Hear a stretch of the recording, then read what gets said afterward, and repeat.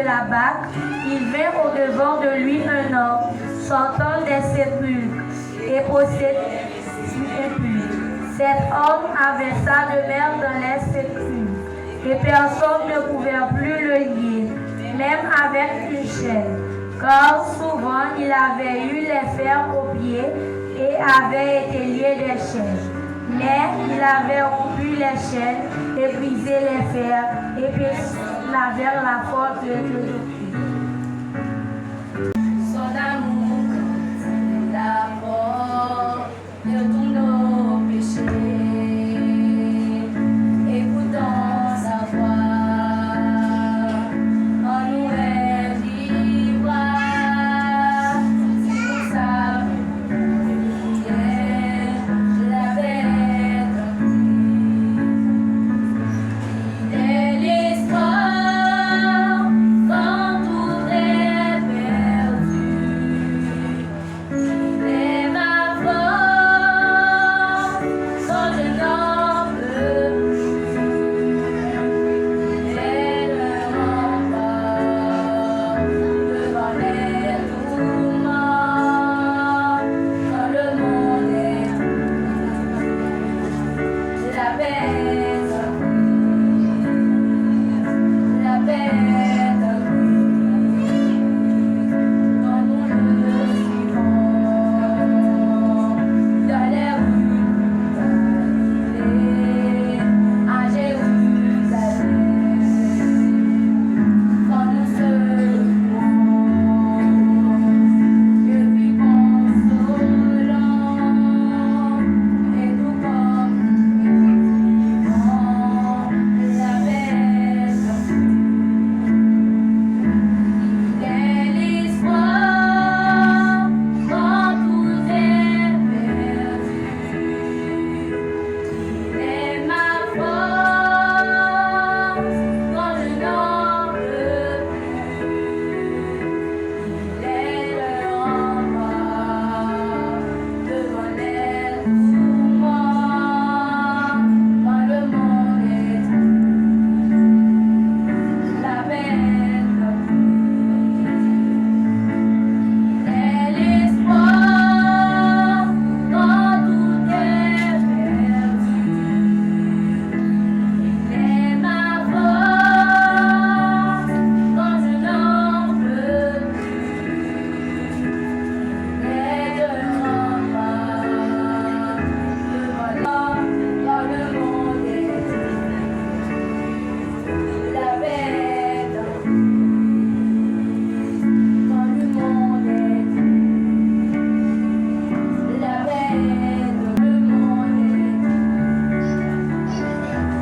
bête, le monde est la bête. Notre Seigneur Jésus-Christ soit avec vous tous. Aujourd'hui, c'est une journée de joie, de reconnaissance et d'espérance. Une journée où les néophytes, ces nouveaux engagés dans la foi, sont à l'honneur. Nous célébrons ensemble la puissance de Dieu qui transforme des vies, qui renouvelle des cœurs et qui appelle chacun de nous à une mission plus grande que nous-mêmes. Oui, chers frères et sœurs, la transformation que Dieu opère en nous n'est pas une fin en soi, mais le commencement d'un voyage, d'une mission divine. Dieu nous change pour que nous puissions changer le monde. Il nous libère pour que nous soyons des instruments de libération, des témoins vivants de sa grâce. Le thème de notre méditation aujourd'hui est une vie transformée pour la plus grande mission. Une vie transformée pour une plus grande mission. Ça veut dire chaque néophyte, chaque membre de l'église qui a, si nous sommes capables dans l'assemblée là, c'est parce que nous-mêmes avons une transformation et même transformation ça, les synonymes de mission Jésus-Christ lui-même lui confier ensemble avec nous. Donc, pour que nous soyons capables de débuter ensemble avec la prédication, nous avons fait mention pour un coup de prière. Seigneur notre Dieu, nous remettons ce moment entre tes mains. Ouvre nos cœurs pour recevoir ta parole. Remplis-nous de ton esprit et transforme nos vies pour la mission que tu nous confies. Par Jésus-Christ. Amen. Bible, parlez-nous d'une histoire. L'autre fois, il y a eu une rencontre extraordinaire qui était faite. C'était une rencontre entre Jésus-Christ, maître impossible, et un homme qui en bas contrôle, un full mauvais esprit. Donc ça, c'est tellement méchant, mais personne n'est pas capable de contrôler. Il a écrasé toute chaîne. Il a échappé en bas tout ça qui était marine. Satan t'a forcé de séparer avec famille, amis, voisins et latriers. Bref, nous n'avons pas sociable encore. Malheureusement, il devient propriétaire privé d'une légion mauvais l'esprit. Nous n'avons pas pour un monde oublié, abandonné, humilié, condamné pour vivre tant pour un esclave dans la souffrance.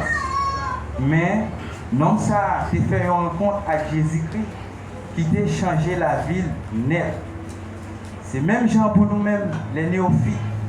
Si nous sommes capables là, c'est parce que nous faisons une rencontre et même rencontre ça, devient synonyme de mission. Jésus lui-même voyait pour nous. Même genre pour l'église dans tout. Pour nous capables et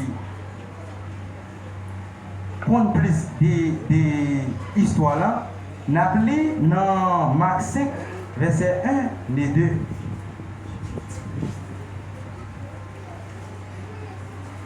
Il dit, il arrivait à l'autre bord de la mer, dans le pays des Gananéens.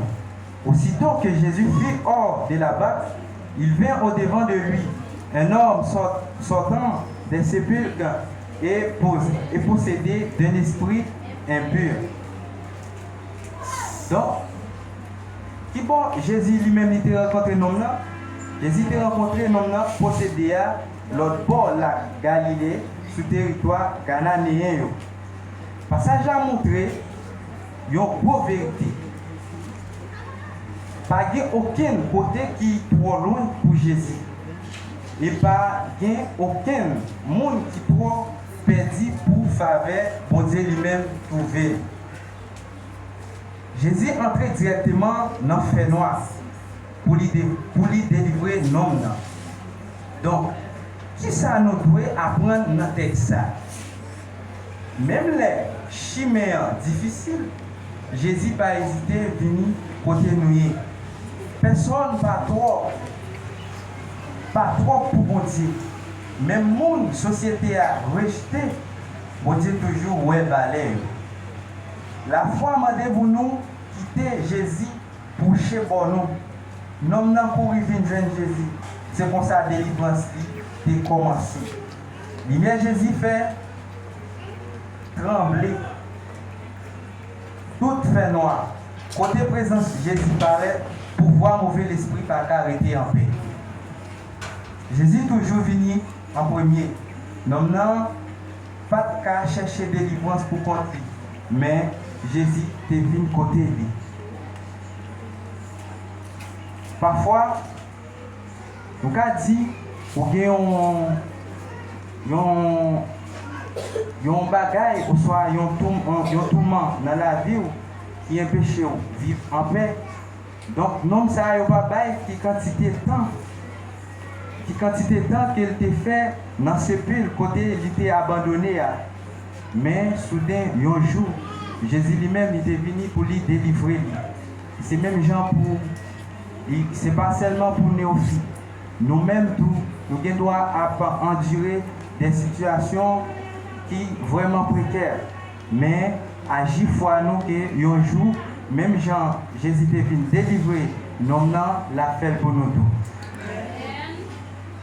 Donc, où habitait l'homme possédé? Qui est l'homme possédé à lui-même? On continue à lire dans Marc 5, verset 3. dit, cet homme avait sa demeure dans les sépulcres et personne ne pouvait plus le lier, même avec une chaîne. Car souvent, il avait eu les fers aux pieds et avait été lié de chaînes, mais il avait rompu les chaînes et brisé les fers. Et personne n'avait la force de le dompter.